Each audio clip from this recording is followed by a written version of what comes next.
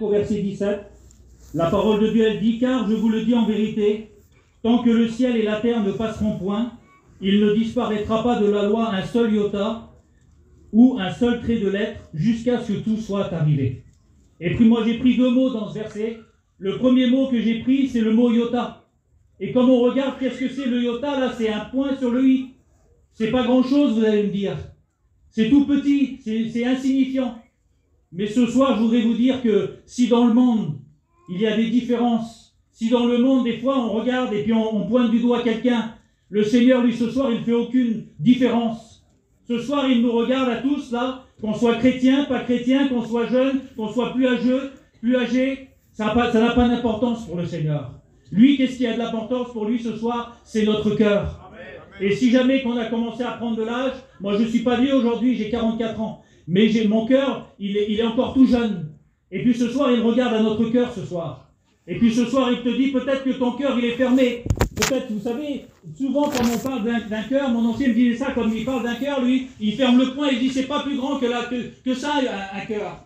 Eh bien moi je voudrais te dire, dans ton cœur ce soir, le Seigneur, il peut mettre une virgule. Il peut réparer ton cœur. Il peut te donner peut-être ce que tu es venu chercher ce soir. Hein, ça a été dit tout à l'heure que si on vient à la réunion, c'est pas simplement pour assister, c'est pas pour passer une heure, mais si on est là, c'est parce qu'on sait que le Seigneur, il est présent.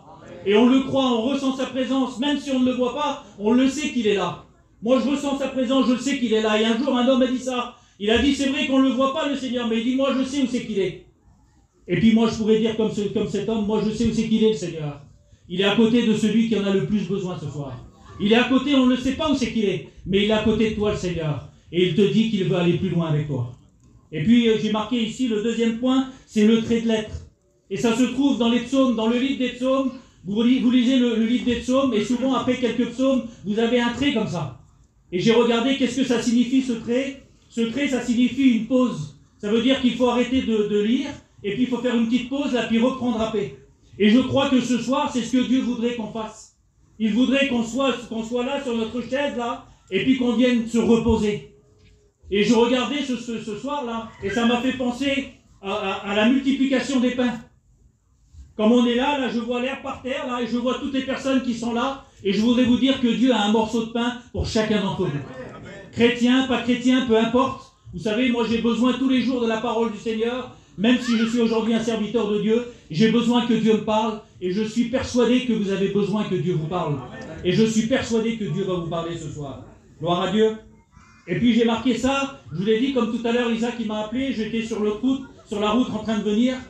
Et puis souvent ça m'arrivait, comme j'arrive, je parle avec des frères, et puis les garçons me demandent, est-ce que tu as vu ça sur la route? Comme tu as passé là-bas, est-ce que tu as vu ça?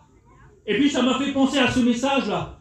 Je me suis dit combien de fois que comme on est dans notre véhicule, là, puis que c'est nous qu'on conduit, là, et peut-être que c'est ton cas ce soir. Tu tiens le volant de ta voiture, là, c'est toi qui te diriges. Tu te diriges où c'est que tu veux. Et peut-être que ce soir, là, et bien dans ta vie, c'est comme ça. Tu te diriges où c'est que tu veux. Ah, c'est toi qui as les commandes de ton véhicule, là. Mais où c'est que ça va t'emmener aussi? Mais je voudrais te dire que la parole de Dieu, elle dit que le Seigneur, il est parti nous préparer une place. Parce que là où c'est qu'il est, il veut que nous y soyons aussi. Et je me suis dit, par rapport à la pause, là, à ce que Dieu voudrait ce soir, là, qu'on soit attentif, et puis qu'on soit dans le repos ce soir. Vous savez, qu'est-ce que j'ai réfléchi? Tout à l'heure, j'étais vers moi, et je me disais, comme si que le Seigneur me disait, il faudrait que ce soir, là, les pilotes, là, ceux qui ont le volant dans les mains, là, eh bien, qu'ils se mettent un petit peu sur le siège passager, et puis qu'ils laissent le Seigneur prendre des commandes. Et puis, comme le Seigneur, il va prendre des commandes, eh bien, à ce moment-là, nous, on va être là à côté. Hein, puis aujourd'hui, je pensais à ça, j'ai mon fils qui a fait la conduite accompagnée, puis des fois il roule. Et puis comme c'est moi qui roule, là, je suis tellement attentif sur la route, là, que je vois pas qu'est-ce qui se passe ni à droite ni à gauche. Mais comme c'est lui qui conduit, alors j'ai le temps de regarder. Je regarde à droite, je regarde à gauche, et c'est ce que je voudrais que tu fasses ce soir. Par rapport à tous les témoignages qu'on a écoutés, par rapport à toute la place, tout ce qui s'est fait. Hein, on l'a dit tout à l'heure, les frères, il était minuit et demi, ils étaient encore en train de brancher le courant. C'est pas pour eux qu'ils le font. C'est pour nous, c'est pour chacun d'entre nous, c'est pour la mission. Pourquoi que le chapiteau est monté ce soir? C'est pour que ce soir on soit béni, pour que ce soir on ait du repos. Et où c'est qu'il se trouve le repos? Il se trouve ici. Il se trouve en dessous ce chapiteau. Gloire à Dieu, merci Seigneur. Je voudrais vous dire ça, au départ, l'Ancien Testament, comme on regarde, c'était une suite de mots. Il n'y avait pas de séparation entre les mots. Tous les mots étaient collés, il n'y avait pas non plus de ponctuation, pas de virgule, pas de point, rien du tout. C'était très compliqué à comprendre. Personne, même moi qui lis bien, j'aurais eu du mal à lire. Mais aujourd'hui, je voudrais vous dire que ce qui est difficile, ce qui est compliqué, Dieu peut le rendre facile. Ce que nous, on ne comprend pas, ce qu'on a avec notre intelligence, eh bien ce soir, le Seigneur, il nous dirait, arrête de chercher avec ton intelligence, mais cherche avec ton cœur. Et si tu cherches avec ton cœur, eh bien ça va être facile. Et puis je voudrais vous expliquer une petite histoire que j'ai lue il y a quelques jours. C'est l'histoire d'un homme qui est dans un musée, et puis il passe de pièce en pièce, il regarde des tableaux qui sont sur les murs, et puis à un moment donné, il se met devant un tableau, et comme il se met devant ce tableau-là, il ne voit pas qu'est-ce qu'il y a sur ce tableau, il n'arrive pas à distinguer, il ne voit pas qu'est-ce qu'il y a dessus. Et puis il ne voit pas qu'est-ce que ça représente, et puis à un moment donné, il s'approche, il veut voir vraiment qu'est-ce que ce tableau il représente. Et puis il y a un petit panneau qui dit ça, il dit si vous voulez voir qu'est-ce que représente ce tableau, il dit reculez jusqu'au trait. Et alors cet homme-là, l'histoire nous dit qu'il a reculé jusqu'au trait, et comme il est arrivé au trait, là, à un moment donné, d'un seul coup, le tableau, il a vu qu'est-ce que c'était. Ça veut dire qu'en réalité, c'est ce que Dieu, des fois, nous demande. Des fois, on cherche avec nos regards, on essaie de chercher avec notre esprit. Eh bien, le Seigneur, la parole de Dieu, elle nous dit ça. Si on est attentif, et si on recule, si on se met où c'est que Dieu veut, eh bien, des fois, la vision va s'éclaircir. Et la parole de Dieu, elle nous dit qu'il est capable encore ce soir de faire tomber les écailles de nos yeux. Est-ce que vous le croyez ce soir? Amen. Et puis, j'ai pris 4 ponctuations, et je voudrais qu'on les voie ensemble. La première ponctuation que j'ai prise, c'est le point d'interrogation. Parce que je me suis dit, combien de fois qu'on se pose des questions? Moi le premier, combien de fois que je pose des questions au Seigneur? Je dis, Seigneur, comment ça se fait qu'il y a ça? Comment ça se fait que je passe par là? Comment ça se fait que tu ne m'exauces pas? Pourtant, moi je te prie, je te demande ça, et je suis sûr que la plupart d'entre nous, c'est comme ça.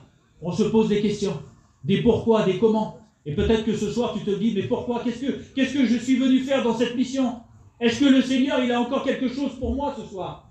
Eh bien, je voudrais te dire que le Seigneur, il a quelque chose pour toi. Amen. Le Seigneur, il a quelque chose pour chacun d'entre nous. Et puis, j'ai pris un exemple qui se trouve dans Luc 18 au verset 41. La parole de Dieu nous parle de la guérison d'un aveugle à Jéricho.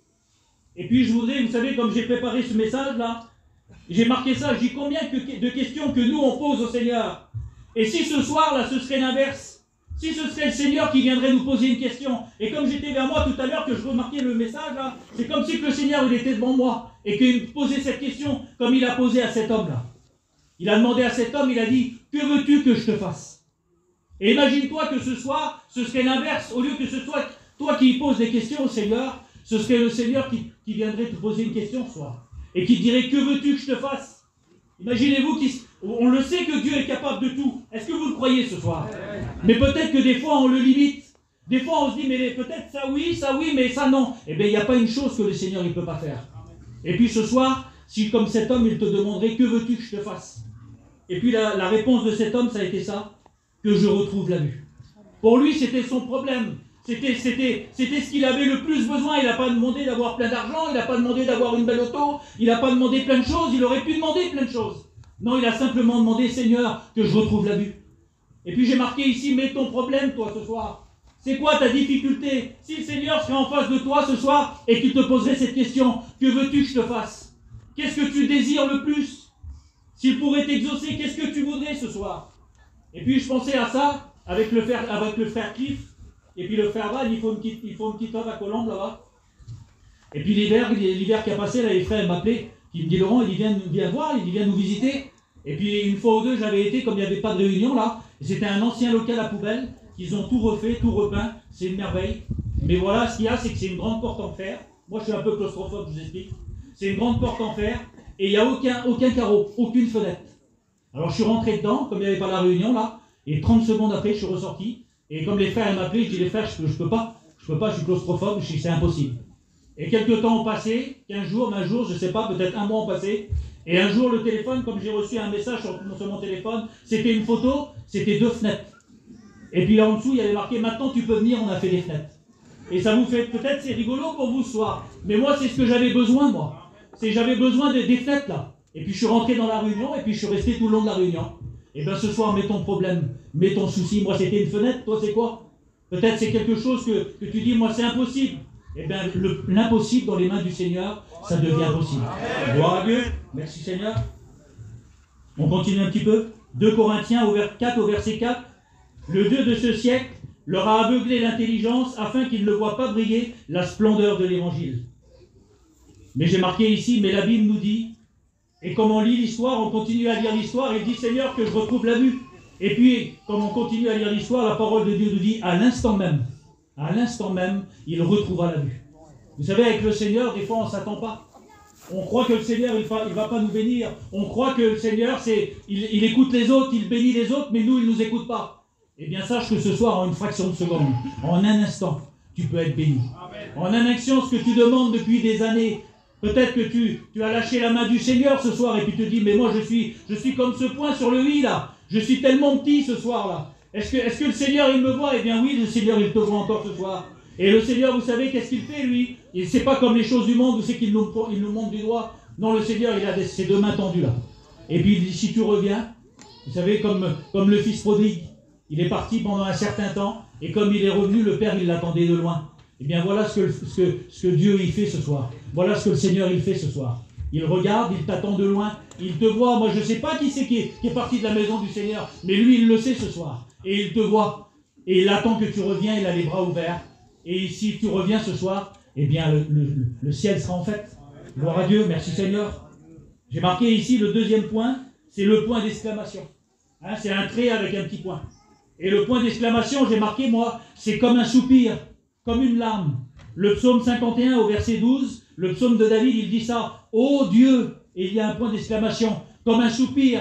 Et peut-être que ce soir, tu n'as pas la force à crier au Seigneur. Peut-être que ce soir, tu n'as pas la force. Peut-être que ce soir, tu as juste la force à pleurer. Peut-être qu'on ne le sait pas, nous. Peut-être qu'ici, là, tu fais un grand sourire. Peut-être qu'ici, tu dis, mais moi, le Seigneur, j'en ai pas besoin. Mais dans ton cœur, en réalité, tu as besoin du Seigneur. Et puis ici, c'est comme une larme, comme un soupir. Il dit ça, « Ô Dieu, crée en moi un cœur pur. Renouvelle en moi un esprit bien disposé. » Et comme je viens de vous le dire, peut-être que tu es parti de la maison du Seigneur. Eh bien, le Seigneur, il est capable ce soir de te redonner un cœur pur, de te redonner ce que tu avais perdu, ce que tu as peut-être perdu. Vous savez, comme Dieu nous donne quelque chose, il ne nous le reprend pas. Souvent, c'est nous qu'on le pose quelque part, là. Eh bien, la parole de Dieu, elle te dit ce soir, va reprendre ce que tu as perdu. Et ce soir, la parole de Dieu, elle nous dit qu'il va souffler sur toi. Il va souffler sur ton cœur. Et comme il va souffler sur ton cœur, alors le feu là, que tu avais avant, là, il va reprendre. Le feu va repartir là. Et puis personne ne va te juger, personne ne va te montrer du doigt. Mais ce soir, tu vas être béni, tu vas être encouragé, tu vas être fortifié. Gloire à Dieu. Et puis on continue un petit peu, hein, je ne vais pas être très long. J'ai marqué ici Matthieu 12 au verset 20. Il n'éteint pas le lumignon qui fume. Vous savez, même si le lumignon, il n'est pas gros, s'il est tout petit, peu importe. Hein, il y avait une histoire comme ça où il y avait plusieurs bougies, et puis les unes derrière les autres, les bougies s'éteignaient là. Et puis il en restait juste une. Et puis celle qui restait là, eh bien, elle suffisait pour allumer les autres. Il y a un petit enfant qui a rentré, l'histoire elle nous dit, et puis il a pris la bougie qui est restée allumée là, et puis il a rallumé les autres. C'est ce que Dieu peut faire ce soir. Si tu lui fais confiance, si tu lui dis Seigneur, il ne reste plus grand chose. J'ai les mains, là, elles sont vides, j'ai plus grand chose. Et puis j'ai tellement fait, c'est pas grave. La parole de Dieu, elle nous dit que peu importe ce que tu avais, ce que tu as fait dans le monde, viens tel que tu es. Et ce soir, il te le dit encore, viens tel que tu es. Peu importe ce que tu as fait. Ne regarde plus ni à droite ni à gauche, mais regarde devant toi. Regarde ce que le Seigneur il a pour toi. Le Seigneur, il est parti nous préparer une place. Le Seigneur, les frères, ils sont là, ils nous ont montré une place. Et c'est ce que le Seigneur, il veut que nous soyons tous bénis. Amen. Je continue, je passe vite. Hein, le numéro 3 que j'ai pris, le 3e point, c'est le point final. Hein, c'est ce que je vous ai parlé au départ. Et le point final, eh bien souvent, c'est la fin d'une phrase. Comme la phrase, elle se termine, là, c'est un point final, et puis on croit qu'on ne pourra plus aller plus loin. Mais je voudrais vous dire que dans nos impasses, j'ai marqué ça, dans nos impasses, dans nos voies sans issue, Dieu, lui, il crée une porte où c'est qu'il n'y en a pas. Il crée une porte, et ce soir, il est capable de créer une porte. Mais il faut que tu le veuilles ce soir. Il faut que la porte de ton cœur, elle soit seulement entrouverte. Il n'y a pas besoin de l'ouvrir en grand, hein. Simplement si tu en trouves ton cœur ce soir. Si tu en trouves la porte de ton cœur, alors le Seigneur, il va rentrer. Et il va faire sa demeure chez toi. Il va manger avec toi. Et tout ce que tu crois qui est impossible, eh bien ça va devenir possible avec lui. J'ai marqué ici, j'ai pris 2 exemples. Le premier exemple que j'ai pris, c'est le peuple hébreu, dans Exode 14 au verset 2. J'ai marqué ici, à un moment donné, comme on lit l'histoire, ils sont sortis d'Égypte, et à un moment donné, devant eux, il y a la mer, et derrière eux, eh bien, il y a Pharaon, il y a l'ennemi. Et j'ai dit, peut-être que c'est ton cas ce soir. Peut-être que devant toi, là, il y a la mer. La mer, ça veut dire quelque chose d'impossible à passer. Tu ne peux pas passer. Comment tu vas faire? Et tu voudrais faire demi-tour, mais tu es coincé parce que tu dis demi-tour. Je ne peux pas le faire non plus. Alors tu ne sais plus comment faire. Tu es là entre deux. Eh bien, je voudrais te dire ce soir que à travers la main de Dieu, Moïse a posé sa main sur la mer et que la mer, elle s'est ouverte. Et puis le peuple a passé. Et c'est ce que Dieu est capable de faire ce soir. Dieu est capable d'ouvrir la mer. Et qu'est-ce que ça représente, la mer? Ça représente les soucis, ça représente les difficultés, ça représente ce qui est devant toi là, et que tu dis, j'y arriverai pas, comment je vais faire pour traverser là? C'est impossible, comment je vais faire? Eh bien, en un seul mot, Dieu est capable d'ouvrir la mer, et il est capable encore de le faire ce soir. Et puis le deuxième exemple que j'ai pris, c'est la construction de l'arche. Genèse 6 au verset 12. La parole de Dieu va nous dire, Dieu lui-même a fermé la porte de l'arche. Alors je me dis, comment? Là, il semblerait que c'est le point final, là. Dieu lui-même a fermé la... Vous savez, la construction de l'arche, elle a duré pendant 70-80 ans. Là, ça n'a pas duré une journée, ça n'a pas duré... Et je me suis dit, combien de temps que la mission, elle a commencé là? Elle n'a pas commencé il y a une journée, elle a commencé déjà il y a un petit temps, là. Et toi, combien de fois que tu es venu à la réunion, combien de fois que tu assistes à la réunion, et que c'est toujours pareil? Et tu dis, on verra, l'été, elle n'est pas finie, peut-être demain, peut-être... Mais n'attends plus, c'est ce soir. Parce que ce soir, peut-être que la porte, là, elle sera fermée. Mais je dis merci Seigneur parce que la porte de la grâce, elle est ouverte. Et c'est ce qu'on va voir. Le quatrième point, j'ai marqué, c'est la virgule. C'est ce que Dieu voudrait faire ce soir pour toi. Et la virgule, c'est ça. C'est Hébreux 10 au verset 20. Par son sang, nous avons un libre accès au sanctuaire. À travers Jésus, la porte de la grâce est ouverte pour toi. Est-ce que vous croyez ce soir que la porte de la grâce, elle est encore ouverte? Je voudrais vous dire que vous savez que peut-être l'ennemi, peut-être que les pensées te font croire que tu es là dans une voie sans issue, que tu es à un point final. Eh bien, je voudrais te dire ce soir que Dieu met une virgule. Ça veut dire qu'il y a quelque chose plus loin. Et puis, je voudrais terminer simplement en vous disant deux versets. Le premier verset, c'est le psaume 34, verset 20. La parole de Dieu nous dit « Beaucoup de malheurs atteignent le juste ». Et on se dit « Oui, c'est vrai ». Vous savez, la parole de Dieu, elle dit ça. Elle dit que la pluie, elle tombe sur le juste comme sur l'injuste. Qu'on soit chrétien ou qu'on ne soit pas chrétien, on passe par des soucis, on passe par des difficultés. Mais comme on a Seigneur dans notre vie, là, et c'est là, le verset, il continue. Beaucoup de malheurs atteignent le juste, mais là, il y a une virgule. Et il dit, mais l'Éternel l'en délivre toujours. Ça veut dire que ce soir, il y a une solution. Où c'est que le monde, il n'y a pas de solution. Dieu, lui, il met une solution. Mais l'Éternel l'en délivre toujours. Et le deuxième verset, c'est Jérémie 29 au verset 11. Il dit, car je connais les projets que j'ai formés sur vous. Virgule, dit l'Éternel. Il y a plein de virgules là. Je connais les projets que j'ai formés sur vous, dit l'Éternel. Projets de paix et non de malheur, afin de vous donner un avenir et de l'espérance. Ça veut dire que peut-être toi ce soir, tu es là et tu crois que tu n'as pas d'avenir. Tu crois que tu n'as pas d'espérance. Tu te dis, je suis là, je suis dans une voie sans issue, je suis à un point final, et puis ça ne peut pas s'arranger pour moi. Eh bien, je voudrais te dire que ce soir, si tu fais confiance au Seigneur, si tu mets tout dans les mains du Seigneur, comme je vous l'ai dit tout à l'heure, là, si tu le laisses conduire ta vie, si tu le laisses prendre un petit peu la conduite de ta vie, eh bien lui, le Seigneur, il est capable ce soir de t'emmener jusqu'au ciel. Parce que le GPS divin, vous savez, je rigolais parce que j'ai vu le Kenji, il était avec moi. Quand on est venu là avec le camping, j'ai mis le GPS. Moi, le GPS, à un moment donné, il m'a fait prendre dans des toutes petites routes. Et c'était tout juste si je passais avec le camping.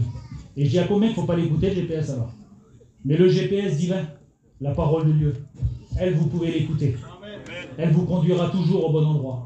Elle vous conduira toujours à la bénédiction. Elle vous conduira toujours au ciel. Parce que nous, vous savez, on fait des réunions, on prêche la parole du Seigneur. Les frères, ils se tuent, ils essayent de faire le maximum. Mais à un moment donné, ils sont limités, les frères. Mais comme les frères sont limités, Dieu, lui, il prend le relais. Et puis ce soir, c'est ce qu'il voudrait faire, le Seigneur. Il voudrait prendre le relais de ta vie. Il voudrait prendre le relais, il voudrait te dire combien de temps tu as essayé de faire tout seul. Combien de temps tu as essayé de prendre la direction, de prendre une direction tout seul. Vous savez, des fois, les directions qu'on prend avec nos pensées, avec notre esprit, là, ils ne sont pas bonnes. Mais souvent, comme on laisse parler notre cœur, vous savez, comme je rends témoignage, je dis souvent ça, et je vais fermer la parole de Dieu, je vais arrêter là. Comme je rends témoignage, souvent, si j'aurais pensé avec mon esprit, jamais de ma vie, je pense que j'aurais été chrétien. Peut-être qu'aujourd'hui encore, j'aurais jamais été chrétien. Mais d'un seul coup, je ne sais pas pourquoi, j'ai pu penser avec mon esprit, mais j'ai laissé parler mon cœur. Et puis j'ai pris mon camping là, et puis je suis parti. Et comme je suis parti, j'ai été 500 km, et comme je suis arrivé là-bas quelques temps plus tard, je suis devenu un chrétien. Vous savez, des fois, on ne sait pas pourquoi on est là, nous. On se pose des questions. Mais pourquoi je suis venu dans cette mission-là? Pourquoi je suis là ce soir? Eh bien, te pose plus de questions. Laisse faire le Seigneur. On prie le Seigneur ensemble. Seigneur, que ton nom soit béni, glorifié.